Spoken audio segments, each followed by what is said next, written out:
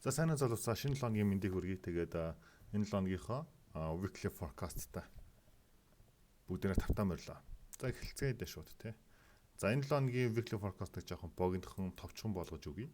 За алтнаасаа бүгдээрээ эхлэе заяа. За алтны хувьд өнгөрсөн 7 өнөخت бид ярьжсэн шүү дээ. За эндээс энэ 7 өдрийн одоо candle яаж шагтгаас одоо алтны цаашдын нөгөө хандлага маань шийдэгдэхэд байна гэд. За тэгвэл алтны хувьд 7 өдрийн chart маань ямар ч гэсэн candle маань дээшээ engulf буюу одоо эзэн candle гарсан буюу эндээс алтны уналт ер нь бол дуусгал болж байгаа шүү гэдэг зүйлийг бидэд харуулж байна. За тэгэхээр юу вэ гэхээр эх 7 өнөخت яг уу энэ өсөлтийн ретресэнд орж иж магадгүй. Гэхдээ хиттэй алт маань өсгөөр болчлоо гэсэн үг.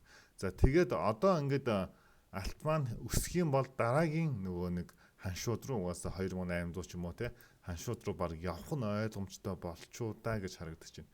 Тэгээд дээрэс нь дэлхийн нөхцөл байдлаас шалтгаалаад те ялангуяа одоо ойрхон орнуудад тэгээд Орос, Украинд дайны байдалтай байгаа. За тэгээд дайны байдал баг зэрэг нөгөө нэг өргөцсөн байдалтай харагдаад байгаа учраас яг аргагүй нөгөө хөрөнгө оруулагчдын зүгээс алт руу хамаагүй их одоо хөрөнгө оруулалт хийчлээ. За тэгэхээр ирээдүйд ч гэсэн ер нь бол яг дэлхийн нөхцөл байдлын хувьд бол жоохон эвгүй байж магадгүй гэдэг үүднээс алтыг ер нь бол чангаруулж ирж байна.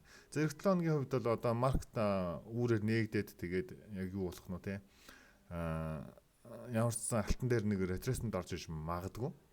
Тэгээд ер нь бол үргэлжлээд өсөх баха. За тэгвэл харцгаа weekly time frame дээр uptrend-ийн хөдөлгөөнтэй хэдийгээр weekly downtrend иргэсэн ч гэсэн up гэж солиорч байна. Юу шүү. Одоогоор бол down байгаа шүү. Weekly бол downtrend-ийн хөдөлгөөнтэй. За downtrend-ийн хөдөлгөөн retracement хөдөлгөөн орж ирсэн харагдаж байгаа боловч monthly дээр болохоор нэг иймэрхүү байдалтай харагдаж байна. За monthly-гийн retracement хөдөлгөөн орж ирсэн байх магадaltaй. Буюу monthly ч өөр uptrend-тэй учраас retracement хөдөлгөөн орж ирсэн байх магадaltaй. За weekly бол downtrend-тэй боловч яг уу буцаад дэшээ өсөх гээд байгаа харагдаж байна тий. За daily time frame өөрөө uptrend-тэй болсон. За uptrend-тэй болохдоо хэрхэн болсон бэ гэхээр энэ одоо оройг сэтгэлзэн учраас ер нь яг ап руу зүгэлжлээ. Маш гой өндөр нөгөө нэг өсөлт гарч ирлээ гэж харж байна гэсэн үг. За тэгэхээр энд зурагдсан бусад юм дээр яг би дүгнэлт хийхэд байлгаад байна л да. За би Telegram-ынхаа академийн гишүүдэд юу хэлсэн бэ гэхээр өнгөрсөн 7 хоногт үнэхээр хэлэх юм байгаагүй. Зүгээр алтан дээр бай да. Алт бол бай, алт руу бай дараа, бай ороорой, боломжтой орвол бай дагаарай л гэж хэлж ирсэн. Яг бол угаасаа алтны хувьд бол ойлгомжтой байсан. За тэгээд бидний хувьд бол эхний одоо орой бол энэ орой байсан. Энэ оройг дэшээ сэтлээд за тэгээд дараагийн орой руу хүрнэ гэсэн таамагтай байгаа. За тэгэхээр ямар ч байсан одоогийн байдлаар энд үүсчихсэн ретресентүүдийг resistance-үүдийг сэтэлсэн. За ингээд сэтэлсэн учраас мэдээж хэрэг дараагийн одоо оройнууд руу явах нь ойлгомжтой болж байна. За тэгвэл нэг устгачи. За 6 устгах шинээр бүгдээрээ зуръя заяа. За day тэгвэл uptrend-ийн хөдөлгөөнөөр хэдийн шилжсэн. За тэгээд эндээс хамгийн гол нь retracement-ийн хөдөлгөөн хүлээгээд байдна гэдэг жоохон асуудалтай болчихж байгаа. Яагаад вэ гэхээр яг retracement өгөхгүй шууд явчихад байгаа. Жишээлбэл одоо эндээс buy хэрхэн харах вэ гэхээр за uptrend явлаа. Retracement-ийн хөдөлгөөн хаанаас ч орж ирснийхэн дараа буцаагаад байдна гэдэг. Угаасаа бид нар иймэрхүү төлөвлөгөө гаргана шүү дээ. Угаасаа алтан дээр бол нэг ийм төлөвлөгөө байгаа. За retracement-ийн хувьд бол хаана орж ирэх нь амар хэцүү. За ялангуяа ACT ч юм уу SMC хардаг хүмүүсийн хувьд нөгөө нэг imbalance, fair value gap энэ маань бол одоо олстой гамгүй их үүссэн байгаа шүү дээ. Тэгэхээр эндээс ч юм уу хаанаас ч одоо буцах юм те. Яг үүнтэй адилхан ер нь бол алтны хувьд бол яг retracement орж ирлээ гэж бодоход яг хаана хүртэл орж ирэх нь бас хэцүү гэсэн. За яг хөө daily дээр тэгж харагдж байгаа ч гэсэн 4 цаг дээр ийм олон одоо support resistance-үүд байна. Тэгэхээр эднээс аль нэг дээр нь угаасаа дээшлэнэ гэж бид нар үзнэ. Гэхдээ одоо бол яг retracement хүлээнэ гэдэг нь утгагүй гэсэн. За яагаад гэвэл яг эсрэгүүдийн хувьд бол хүлээх байх. Бид нар шиг одоо day trader болон scalp хийдэг хүмүүсийн хувьд бол шууд энэ daily time frame дээр retracement хүлээнэ гэдэг нь утгагүй хэрэг. Тийм учраас одоо арилж байгаа хэрэг вэ? Яаж арилж байгаанд орох вэ гэхээр баг цаг руу шилжүүлж байгаад ер нь бол трендээ хараад орчихно гэсэн. За жишээлбэл 30 минут одоо аптрендтэй байна. За бидний хүлээлт бол яг харахгүй 30 минутыг даун тренд руу орж ирлээ гэж утгад буцаад аптренд руу эргэсэн үед нь л байдаад байна гэсэн. Ер нь ингэх хэрэгтэй манайхан. За ингээд дэше байдаад байна гэсэн. За эх 7 хоногт хэллээ шүү алтан дээр. За тэгээд эсэл цохиулбал тэр л. За бай тэрнээс ч бид нар бол угаасаа эсэл цохиулбал цохиулах нь ойлгомжтой шүү дээ. Бид нар алдахгүй нэг гэж байхгүй. Гэхдээ хамгийн өндөр магадлал руу бид нар орж ийн гэхээр за эх 7 хоногт бол 4 цаг автрын хөдөлгөөнтэй юм байна. За энэ 4 цагийн автрын хөдөлгөөн чинь одоо нэг иймэрхүү байдлаар явцсан юм байна. За тэгээд одоо ретресэнд яваад импульс явлаа. За энэ импульс ахаа жоохон явуул явчихлах ингээд ретресэнд явлаа, импульс явлаа. Яг нь бид нар ингээд байдаад байна гэсэн үг. Харин байдахдаа яг богино цаг дээр байдсан шүү дээ. За тэгэхээр 30 минутын дээр жишээлбэл энэ жишээ шүү. Жишээлбэл одоо яаж яах вэ энийг хараа. 30 минутын одоо минут маань даун тренд руу ирэхдээ 4 цагийнхаа ретресэнтэй хөдөлгөөнийг оруулж ирсэн. Энэ хараа. Энэ дээр одоо зарим хүмүүс одоо сэл гэдсэн. Яагаад үг гэсэн чинь 30 минут ингээд даун тренд руу иргэн штэ. 30 минут ингээд даун тренд руу иргэнгүүт энэ одоо higher low-ыг сэтлээд ороод ирэнгүүт за одоо сэл гэдэг эндээ сэлдэх ч юм уу те. Гэхдээ энэ дээр угаасаа сэлдэхгүй. Яагаад гэвэл 4 цагийн ретресэнтийн хөдөлгөөнийг 30 минут ч өөрөө ингэж оруулж ирж өгч байгаа байхгүй. Тэгэхээр 4 цаг одоо ап хിവэрэ байгаа цагт бид нар ерөөсөө сэл арилжаанд орохгүй гэсэн үг. Тэгэхээр одоо бол яах ёстой вэ гэхээр 30 минутын энэ даун трендийн хөдөлгөөн нь сүүлд үүсгэсэн эсвийн хай буюу за бидний хэлдгээр одоо lower хаяа сэтлэнгүүт нь бид нар арилжаанд орох ёстой гэсэн үг. За ингээд дэшега типийг аваа явчихна. За одоо тэгвэл дараагийн бидний арилжааны нөхцөл хаана байх вэ гэхээр 4 цагчийн өөрөө ингээд импульс өгөхдөө 30 минутын дээр тренд үүсгэсэн. За энэ тренд маань дээшээ явлаа. За жишээлбэл ингээд ч юм уу явлаа. Буцаад орж ирнэ шүү дээ. Буцаж орж ирээд ахаад дээшээгээ ап тренд руу шилжих үед нь бид нар дараагийн зоонууд руу баядна гэсэн үг. Окей. Ингэж бид нар алтан дээр арилжаа хийрээ. За энэ дээр бол маш одоо чухал мэдээлэл өгсөн шүү. За тэгэхээр 30 дээр одоо за 4 цаг дээр бид нар алтыг яах вэ гэхээр дараагийн зоноос маш хүчтэй зон энэ оройны даралт байна.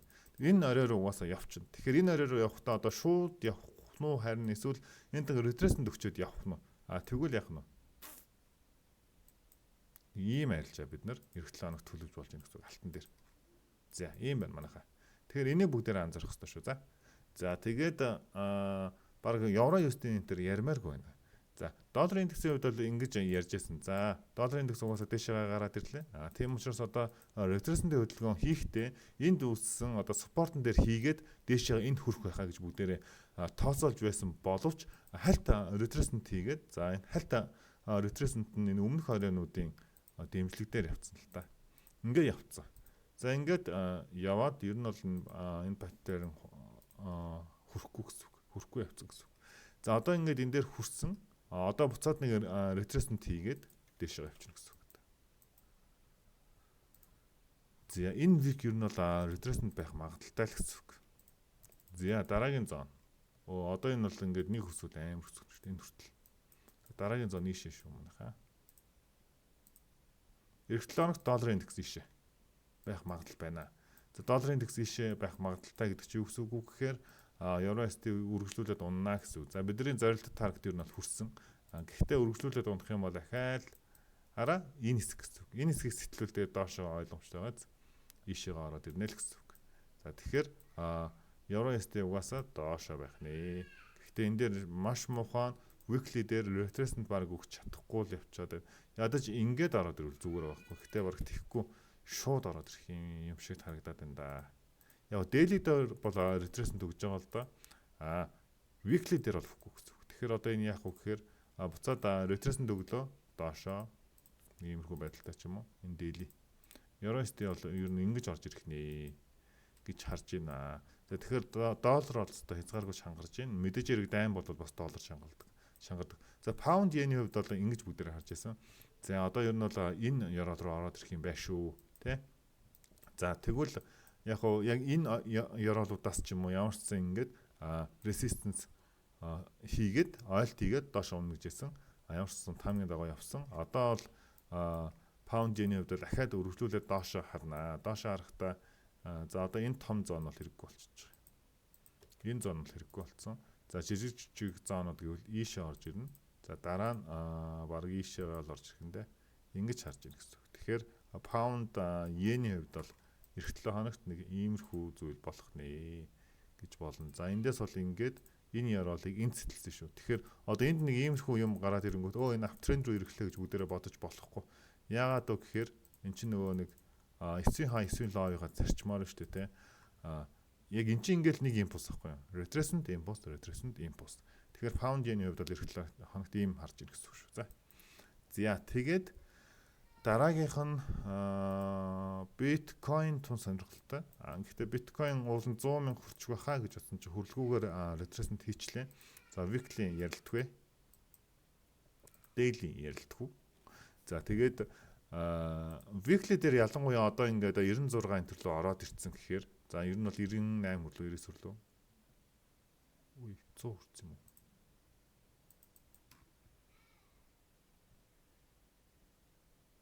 Арай хүрээгүй тий.